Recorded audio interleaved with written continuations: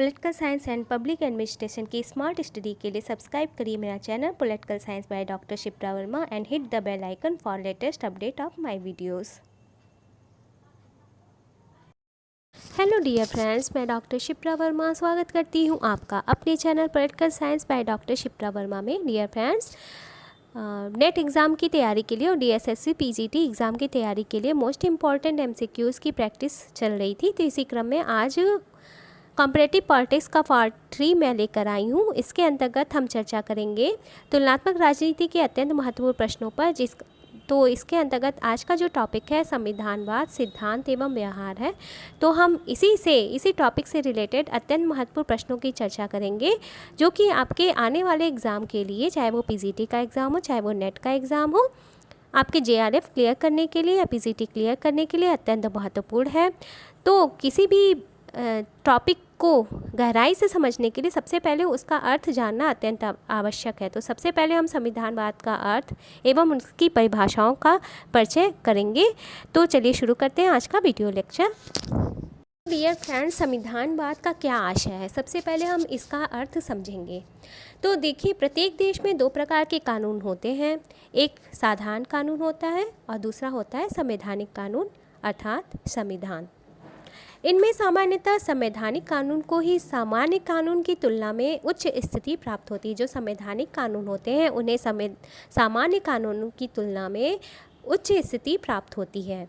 शासन और शासक वर्ग को सामान्यतः साधारण कानून और कुछ सीमा तक संवैधानिक कानून से शक्तियाँ प्राप्त होती हैं।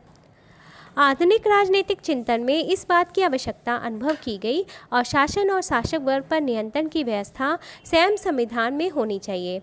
तो ये आवश्यकता महसूस की गई कि जो शासन और शासक वर्ग हैं उन पर नियंत्रण के लिए जो व्यवस्था होनी चाहिए वो संविधान के अंतर्गत ही होनी चाहिए और नियंत्रणों की यह व्यवस्था संस्थागत भी होनी चाहिए। क्योंकि जब इनकी व्यवस्था संस्थागत होगी तो अगर कोई उन संवैधानिक कानूनों की अवहेलना करेगा तो ये अत्यंत कठिन कार्य हो जाएगा उन कानूनों की अवहेलना करना। तो यही कहा जा रहा है कि शासन और शासक वर्ग पर नियंत्रण की संविधान द्वारा जो स्थापित व्यवस्था है उसे ही हम संविधानवाद कहते हैं। जो शासन और शासक वर्ग पर नियंत्रण की संविधान द्वारा जो व्यवस्था की गई है, जो कि संस्थागत व्यवस्था है, उसे ही संविधानवाद कहा जाता है।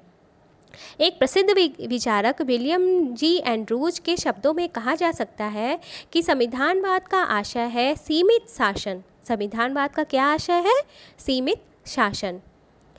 संविधानवाद के अंतर्गत सरकार पर दो प्रकार की सीमाएं लगाई जाती हैं। ये शासक वर्ग पर कितने प्रकार की सीमाएं लगाई जा सकती हैं? दो प्रकार की सीमाएं लगाई जा सकती हैं। कुछ बातों के संबंध में शासन जो होता है वो शक्ति के प्रयोग का निषेध किया जाता है और अन्य बातों के संबंध में शक्ति के प्रयोग की प्रक्रिया निश्चित की जाती है। देखिए, जो कुछ बातें होती हैं, जो दो प्रकार की सीमाएं लगाई गई हैं, तो कुछ बातों के संबंध में शक्ति के प्रयोग का निषेध किया जाता है। जो सीमा है, जो पहली सीमा है, उसके अंतर्गत शक्ति के प्रयोग का निषेध किया गया है और जो दूसरी सीमा है उसके अंतर्गत शक्ति के प्रयोग की प्रक्रिया को निश्चित किया गया है। ठीक है। इस प्रकार से संविधानवाद के दो पहलू होते हैं, एक स्वतंत्रता संबंधी और दूसरा प्रक्रिया संबंधी। तो अंत में निष्कर्ष यही निकलता है कि संविधानवाद के दो पहलू होते हैं, पहला स्वतंत्रता संबंधी पहलू और दूसरा प्रक्रिया संबंधी पहलू। तो ये है संविधानवाद का अर्थ। संविधानवाद की क्यों आवश्यकता महसूस की गई, ये है, और संविधानवाद से क्या आशय है। क्योंकि जो प्रत्येक देश के कानून होते हैं वो दो प्रकार के कानूनों द्वारा संचालित होते हैं, साधारण कानून और संवैधानिक कानून अर्थात संविधान। तो संविधान के अंतर्गत शासक को और शासन वर्ग पर नियंत्रण करने के लिए और उनकी शक्तियों की एक मर्यादा निश्चित करने के लिए, एक सीमा निश्चित करने के लिए, उनके द्वारा प्रयोग की जाने वाली शक्तियों की एक मर्यादा और सीमा निश्चित करने के लिए जो संविधान द्वारा व्यवस्था की गई है, जो कि संस्थागत है, उन्हें ही सम्मिलित रूप से संविधानवाद कहा जाता है। तो डियर फ्रेंड्स, ये था संविधानवाद का आशय। अब हम इससे संबंधित, इस टॉपिक से संबंधित अत्यंत महत्वपूर्ण प्रश्न और उत्तर की चर्चा करेंगे, जो कि MCQs के फॉर्म में होगा। आप लोग इसे एक टेस्ट की तरह से लीजिएगा और स्कोर करके कमेंट में बताइएगा, कमेंट में स्कोर अपने बताइएगा कि आपके कितने क्वेश्चन के आंसर सही हो रहे हैं। और ये जो जितने भी वीडियोस आ रहे हैं चैनल पे वो सभी आपके एग्ज़ाम के लिए मोस्ट इम्पॉर्टेंट है। इसका फर्स्ट और सेकंड पार्ट चैनल पर आ गया। अगर आपने उन दोनों वीडियोस को नहीं देखा है तो इस वीडियो के एंड स्क्रीन पर मैं उसका लिंक शेयर कर दूँगी, आप लोग ईज़िली उस लिंक पे जाकर उन वीडियोस को देख सकते हैं। तो चलिए शुरू करते हैं most important MCQ series topic संविधानवाद। तो डियर फ्रेंड्स, स्क्रीन पे आपके सामने पहला क्वेश्चन प्रस्तुत है कि संविधानवाद विरोध करता है निम्नलिखित कथनों में से सही कूट का चयन करिए। कूट की सहायता से आपको इस क्वेश्चन का आंसर देना है। तो पहला है समाजवाद का, दूसरा है लोकतंत्र का, तीसरा है राष्ट्रवाद का और चौथा है तानाशाही का। और आपके कूट हैं केवल 1, बी केवल 4, बी 3 और 4, सी 1 2 3 4। आपके पास 10 सेकंड है इस क्वेश्चन का आंसर देने के लिए। आप लोग सोच लीजिए 10 सेकंड तक। जब मैंने इस टॉपिक का ओवरव्यू दिया इस वीडियो के प्रारंभ में तो आपको मैंने सीधे सीधे बताया कि संविधानवाद की व्यवस्था संविधान के अंतर्गत क्यों की गई है। संविधानवाद की व्यवस्था संविधान के अंतर्गत इसलिए की गई है ताकि जो शासक वर्ग हैं और जो शासन व्यवस्था है उनको जो शक्तियाँ प्रदान की गई हैं संविधान के द्वारा उन पे कुछ नियंत्रण स्थापित किया जा सके। और ये इसके ऊपर शासक वर्ग के अंतर्गत शासक वर्ग के ऊपर और शासन के ऊपर 2 प्रकार की सीमाएं लगाई गई हैं संविधानवाद के द्वारा। एक होता है स्वतंत्रता संबंधी और दूसरा होता है प्रक्रिया संबंधी। तो आप लोग सोचिए, आपके ऑप्शन में ही इसका आंसर छुपा हुआ है। किसका विरोध करता है संविधानवाद? आप लोग इन वीडियोस को सीरियसली लीजिए क्योंकि ये जो मैं MCQs प्रैक्टिस करवा रही हूँ ये आपके PGT और DSSB एग्ज़ाम के लिए मोस्ट इम्पॉर्टेंट है। तो इस क्वेश्चन का सही आंसर है ऑप्शन बी केवल 4। देखिए, जो संविधानवाद है वो तानाशाही का विरोध करता है ताकि शासक वर्ग और शासन सत्ता तानाशाह न बन सके और जनता के लिए कल्याणकारी योजनाओं का क्रियान्वयन कर सके, जिससे जनता का अधिकाधिक कल्याण हो, उनके विकास का मार्ग सुनिश्चित हो। बाकी जो 3 ऑप्शन है पहला, दूसरा और तीसरा संविधानवाद इनका समर्थन करता है। नेक्स्ट क्वेश्चन है आपके सामने, इंग्लैंड में विधि के शासन में संविधानवाद का प्रमुख योगदान है। आपके ऑप्शन है ए, यह कथन सत्य है, बी, यह कथन असत्य है, सी, विधि का शासन दूसरे देशों से संबंधित है और डी है विधि का शासन अमेरिका में है। आपको इस क्वेश्चन का आंसर दे रहे हैं, आपके पास समय है, सोच लीजिए इस क्वेश्चन का आंसर। तो देखिए फ्रेंड्स, इस क्वेश्चन का आंसर क्या हो सकता है? ठीक है, इस क्वेश्चन का आंसर है ऑप्शन ए, ये कथन बिल्कुल सत्य है क्योंकि इंग्लैंड में इंग्लैंड में जो विधि की शासन की व्यवस्था है उसमें संविधानवाद का प्रमुख योगदान है। और जो डायसी एक प्रमुख राजनीतिक विश्लेषक थे, इन्होंने संविधानवाद पर विस्तृत चर्चा की है और विधि के शासन के ऊपर इन्होंने एक महत्वपूर्ण लेख भी लिखा है। ठीक है, तो जो राजनीतिक विश्लेषक डायसी है उन्होंने विधि के शासन के ऊपर एक अत्यंत महत्वपूर्ण लेख भी लिखा है। तीसरा क्वेश्चन है आपके सामने, किस विश्व युद्ध के बाद संविधानवाद के विकास पर आघात पहुंचा? किस विश्व युद्ध के बाद संविधानवाद के विकास पर आघात पहुंचा? आपके ऑप्शन है ए, प्रथम विश्व युद्ध, बी, द्वितीय विश्व युद्ध, सी, तृतीय विश्व युद्ध और डी, इनमें से कोई नहीं। थोड़ा बुद्धि लगाइए आप लोग, कौन कौन सा ऑप्शन इसमें एलिमिनेट हो सकता है। तो देखिए, आपका जो सी ऑप्शन वो तो एलिमिनेट हो जाएगा, तृतीय विश्व युद्ध तो हुआ ही नहीं है। इसका राइट आंसर है ए, प्रथम विश्व युद्ध। जब प्रथम विश्व युद्ध लड़ा गया संविधानवाद की अवधारणा पर या संविधानवाद के विकास पर घोर आघात पहुंचा। और संविधानवाद किस प्रकार की अवधारणा है? संविधानवाद एक आधुनिक अवधारणा है। नेक्स्ट क्वेश्चन है आपके सामने स्क्रीन पर, क्वेश्चन नंबर 4, संविधानवाद व्यवस्थित परिवर्तन की जटिल प्रक्रियात्मक व्यवस्था है, यह कथन किसका है? संविधानवाद व्यवस्थित परिवर्तन की जटिल प्रक्रियात्मक व्यवस्था है, यह कथन किसका है? क्या यह कथन है पिनाक का? क्या यह कथन है वुड्रो विल्सन का? क्या यह कथन है कार्ल जे फ्रेडरिक का? या ये कथन है डायसी का? क्वेश्चन का आंसर सोचिए आप लोग कि इसका क्या आंसर होगा। संविधानवाद व्यवस्थित परिवर्तन की जटिल प्रक्रियात्मक व्यवस्था है, तो इसका आंसर है ऑप्शन सी, कार्ल जे फ्रेडरिक। था कि संविधानवाद व्यवस्थित परिवर्तन की जटिल प्रक्रियात्मक व्यवस्था है, ये कथन है कार्ल जे फ्रेडरिक का। नेक्स्ट क्वेश्चन है आपके सामने स्क्रीन पर, क्वेश्चन नंबर 5, किस देश का संविधान अलिखित है? सही कूट का चयन करिए। तो कूट भी दिया गया है तो पहला है पाकिस्तान, दूसरा है ब्रिटेन, तीसरा है अमेरिका, चौथा है स्विट्ज़रलैंड, पांचवा है भारत, छठा है अमेरिका। कूट हैं आपके ए केवल 4, बी 2 और 3, सी 1 3 4 5 6 और डी है केवल 2। तो एलिमिनेशन प्रोसेस को आप लोग अपनाइए। किस देश का संविधान अलिखित है, किस देश के संविधान को लिखा नहीं गया है? एलिमिनेशन प्रोसेस अपनाइए आप लोग। तो केवल 2 इसका राइट आंसर है, क्योंकि ब्रिटेन का जो संविधान है वो लिखित नहीं है। ठीक है, ब्रिटेन का संविधान जो है वो लिखित नहीं है। ब्रिटेन का संविधान है वो अलिखित है, उसे किसी संविधान सभा द्वारा लिखा नहीं गया है। जो ब्रिटेन का संविधान है वो परंपराओं, रीति रिवाजों और संस्कृति पर आधारित है। जो प्राचीन काल से परंपराएं चली आ रही हैं, रीति रिवाज चले आ रहे हैं, जो संस्कृति है वहाँ की, उसी पे आधारित है ब्रिटेन का संविधान, जो कि अलिखित है। इसका ये विकास का परिणाम माना जाता है। ठीक है, ब्रिटेन का संविधान, इसलिए ये अलिखित है। तो इस क्वेश्चन का सही आंसर होगा ऑप्शन डी, केवल 2। बाकी जो देश दिए गए हैं उनका जो संविधान है वो लिखित है और इसका निर्माण एक संविधान सभा द्वारा किया गया है। ठीक है, अमेरिका, स्विट्ज़रलैंड, भारत, ठीक है, इन सभी के संविधान जो हैं वो लिखित हैं। ठीक है, तो ऑप्शन डी इसका राइट आंसर है। नेक्स्ट क्वेश्चन आपके सामने स्क्रीन पर, संविधानवाद के निम्नलिखित में से कौन सी विशेषता नहीं है? नहीं है पूछ रहा, विशेषता नहीं है, कीवर्ड पे आप लोग ध्यान दिया करिए। कभी कभी जल्दीबाजी में हम लोग क्वेश्चन ठीक से नहीं पढ़ते हैं और गलत आंसर देख के चले आते हैं एग्जाम में।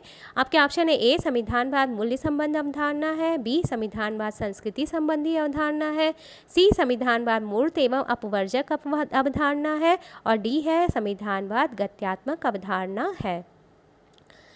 क्वेश्चन ध्यान से पढ़ा करिए, उसके एक एक कीवर्ड को ध्यान से पढ़ा करिए और उसके ऑप्शन को भी ध्यान से पढ़ा करिए। उससे थोड़ी देर मन में मनन चिंतन किया करिए ऑप्शन के ऊपर और फिर एलिमिनेशन प्रोसेस अपनाया करिए। जो गलत आंसर हो सकता है उसे छाटा करिए, तब आप इजीली राइट आंसर तक पहुंच सकते हैं।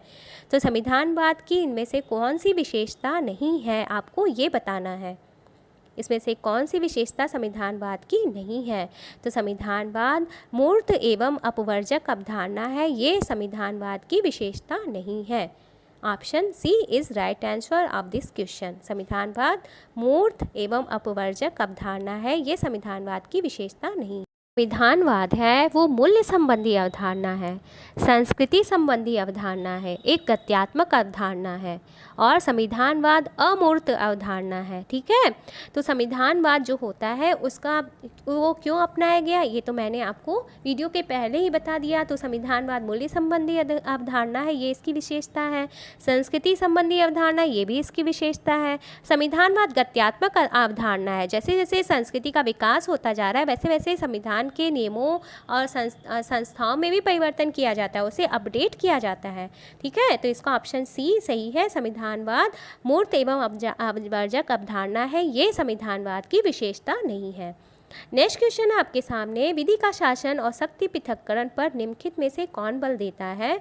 विधि का शासन और शक्ति पृथक्करण पर निम्नलिखित में से कौन बल देता है? साम्यवाद ऑप्शन है आपके ए, बी है राष्ट्रवाद, सी है समाजवाद और डी है संविधानवाद।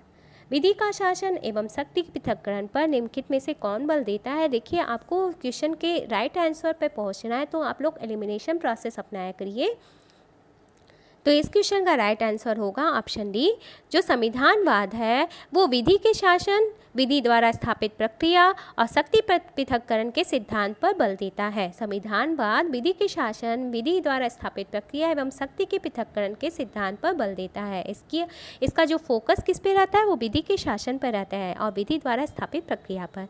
नेक्स्ट क्वेश्चन है आपके सामने, मॉडर्न पॉलिटिकल कॉन्स्टिट्यूशन नामक पुस्तक किसकी रचना है? मॉडर्न पॉलिटिकल कॉन्स्टिट्यूशन नामक पुस्तक किसकी रचना है? आपके ऑप्शन हैं A Herman Finer, B C.H.E. Billing, C Woodrow Wilson और डी कार्ल जे फ्रेडरिक।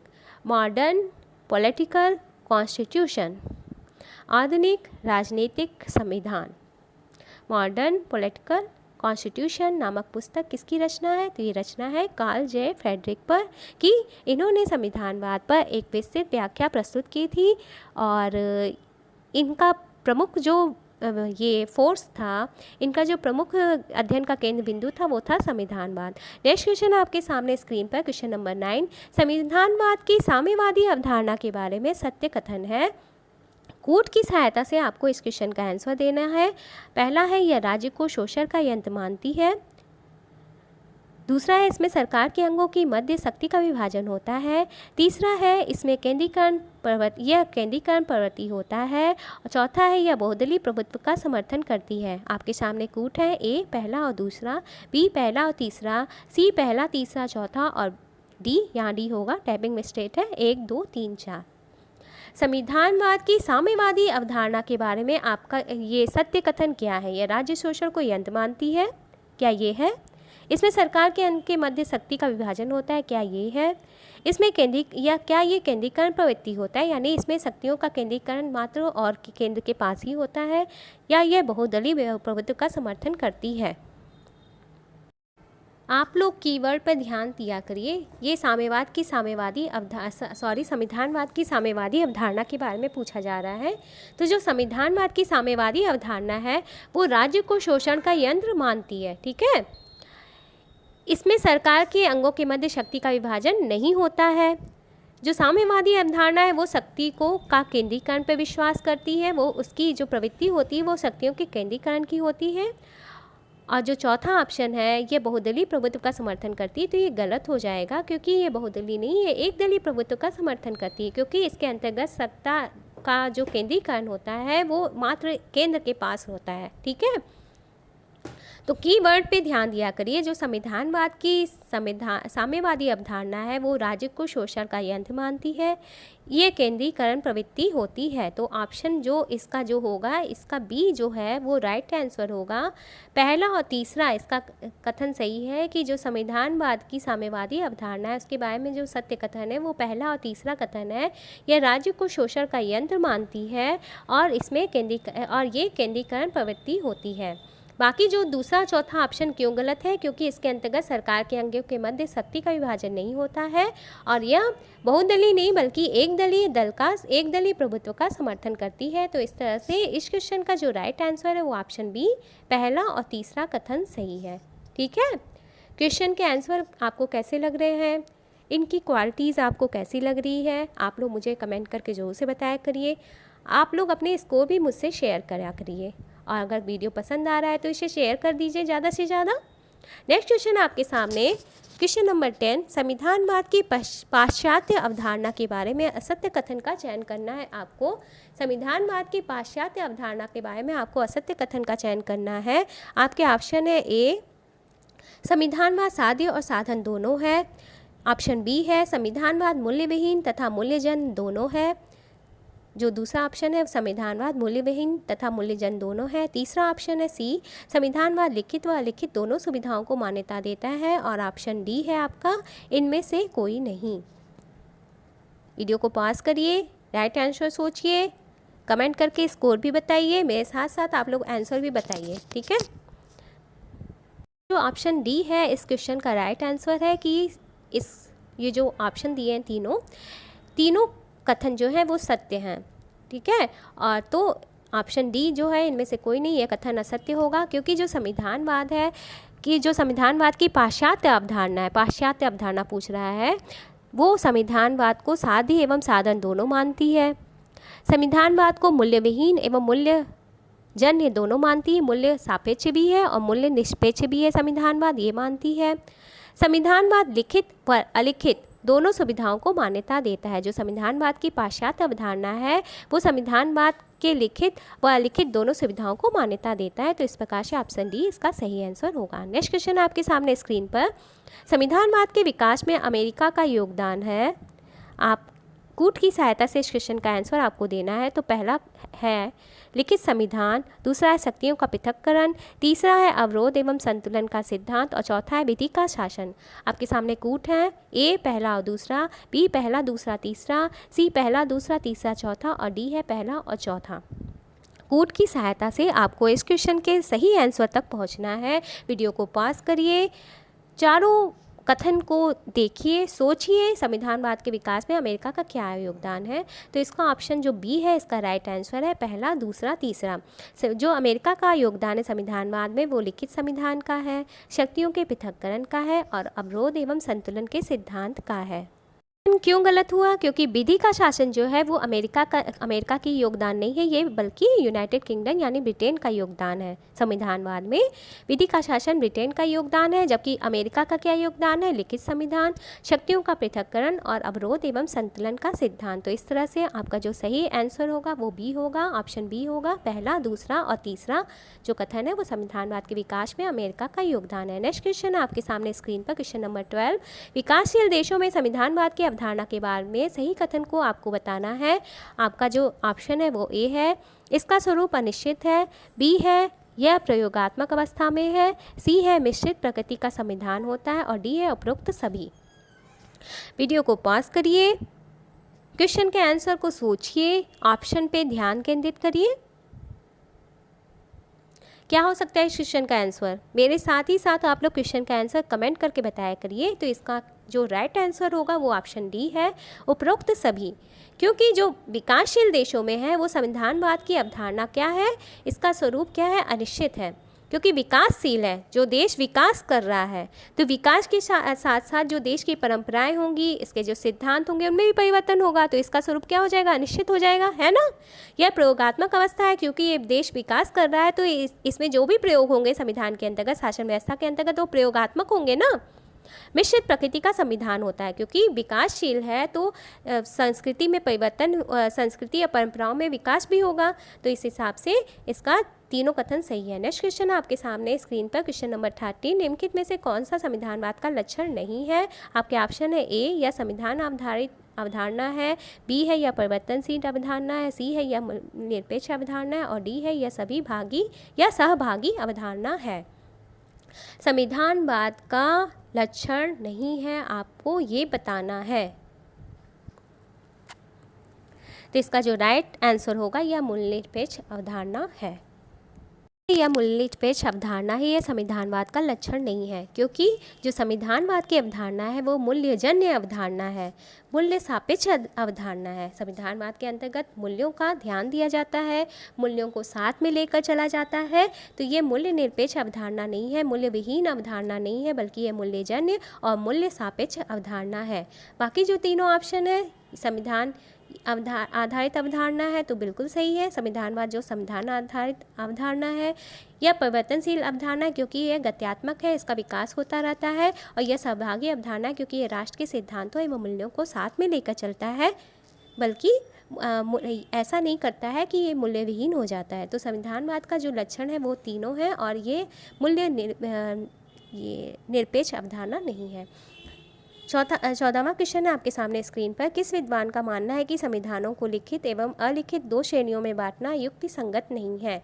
ये किस विद्वान का कहना है या मानना है कि संविधानों को लिखित एवं अलिखित दो श्रेणियों में बांटना युक्ति संगत नहीं है? आपके ऑप्शन है ए डायसी, बी डेविड स्टर्न, सी अर्नेस्ट वाकर और डी ब्राइस। किस विद्वान ने यह कहा था कि लिखित संविधान को लिखित और अलिखित दो श्रेणियों में बांटना युक्ति संगत नहीं है? वीडियो को पॉज करिए।